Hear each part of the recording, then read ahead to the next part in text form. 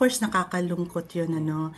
But ang masasabi ko lang, if the families want justice, then you have to really define, the truth. Kailangan magkaroon ng tama, wasto, thorough, and objective na investigasyon. Otherwise, anong klaseng hustisya yun? Kung ang focus mo doon sa mga tao na obviously walang kinalaman, paano magiging hustisya yun? So, we want justice. Actually, we pray for a just result. We pray that the families of the Sabongeros get what is due them, that they achieve closure, as I said. That can only be done if the proper people are investigated, and that sabi ko nga, at the end of the day, hintayin natin itong investigasyon na ito.